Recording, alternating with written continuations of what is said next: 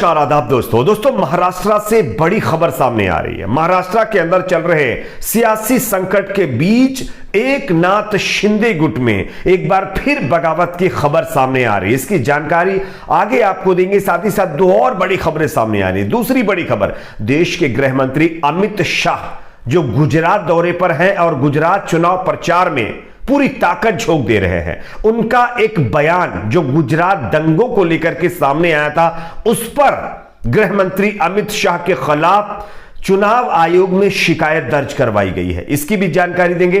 तीसरी बड़ी खबर दिल्ली से सामने आ रही है, जहां पर बीजेपी ने एमसीडी चुनाव में भी पाकिस्तान का राग अलाप दिया है। दोस्तों यहां पर भी किस तरह से हिंदुस्तान पाकिस्तान करके वोटरों को बलगलाया जा रहा है, इसकी भी एक ताजा अपडेट सामने है। इसकी भी जानकारी देंगे। उससे पहले एक छोटी सी रिक्वेस्ट आपसे करेंगे।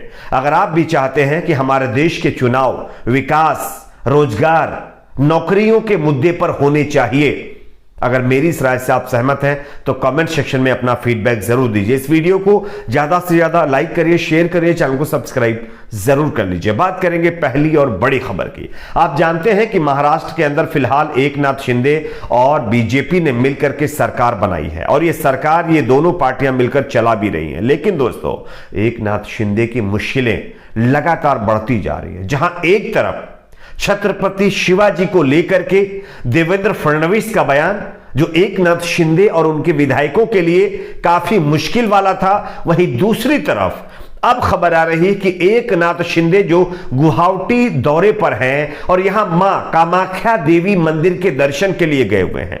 लेकिन सूत्रों के हवाले से जानकारी यह है कि एकनाथ शिंदे के साथ उनके 4 मौजूदा मंत्री और 2 विधायक नहीं गए हैं। ये 6 नेता, 6 के 6 जो है बड़े दिग्गज नेता, उनकी इस मतलब जो है पूरी पलटन से नदारद रहे हैं। जिसके बाद ये उम्मीद लगाई जा रही है कि महाराष्ट्र के अंदर कुछ नए समीकरण बन रहे हैं और ये समीकरण या तो महाराष्ट्र की शिंदे और बीजेपी सरकार लेकर के जाएंगे या कुछ और बड़ा होने वाला है। मैं आपको खबर भी दिखा रहा हूं, आप देख सकते हैं। महाराष्ट्र के मुख्यमंत्री एकनाथ शिंदे दोबारा गुवाहाटी में मां कामाख्या देवी के दर्शन के लिए गए हुए हैं। इस बार उनके साथ उनके समर्थक, विधायक, मंत्री और सांसद समेत उनके परिजन भी मौजूद हैं। हालांकि शिंदे के इस दौरे पर 4 मंत्री, 2 विधायक नदारद रहे हैं, जिसकी वजह से एक बार फिर से शिंदे गुट में नाराजगी की खबरों को और भी ज्यादा बल मिला है। और आप जानते भी होंगे एकनाथ शिंदे ने जिस तरह से बीजेपी के साथ जाकर के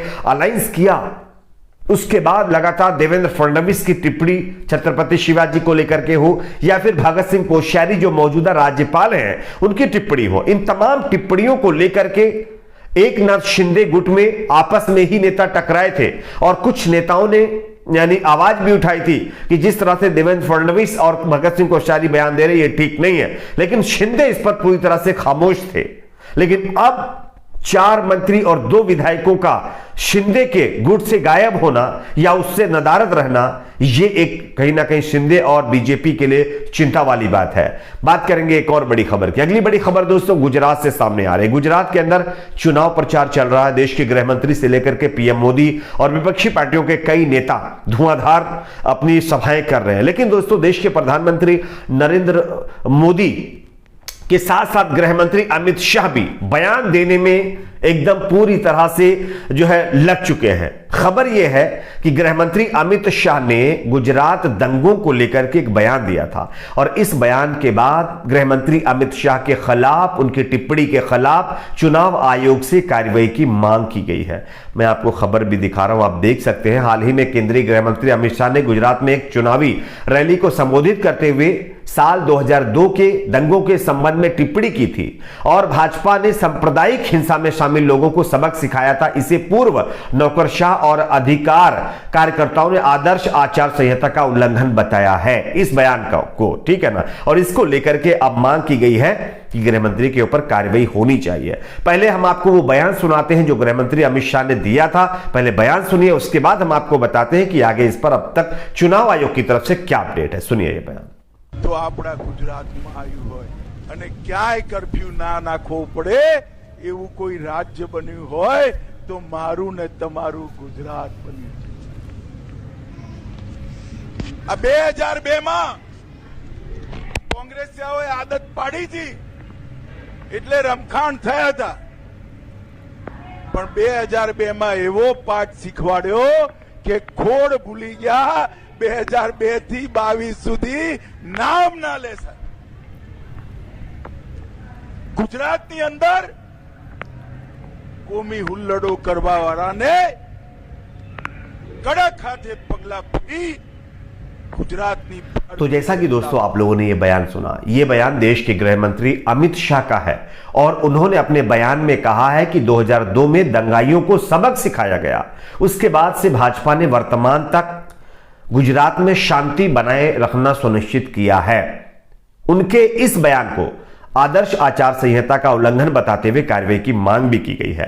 शाह का बयान अत्यंत आपत्तिजनक और वुमेन्स को बढ़ावा बनाने की, यानी कि वुमेन्स को बढ़ाने की कोशिश था, यह कहते हुए तमाम जो है लोगों ने यह मांग की है कि उनके ऊपर कार्रवाई की जानी चाहिए. अब देखना होगा कि इस पर आगे क्या होता है, लेकिन यह एक बड़ा मामला गुजरात चुनाव से पहले बनता जा रहा है. दोस्तों एक और खबर की बात करते हैं जो कि दिल्ली से सामने आ रही है. दिल्ली एमसीडी चुनाव चल रहे हैं, आप जानते होंगे आम आदमी पार्टी, कांग्रेस, बीजेपी आमने सामने है. दोस्तों इससे पहले आप लोगों ने देखा कि गुजरात के अंदर भी हिंदुस्तान पाकिस्तान, हिंदू मुसलमान का राग अलापा जा रहा है.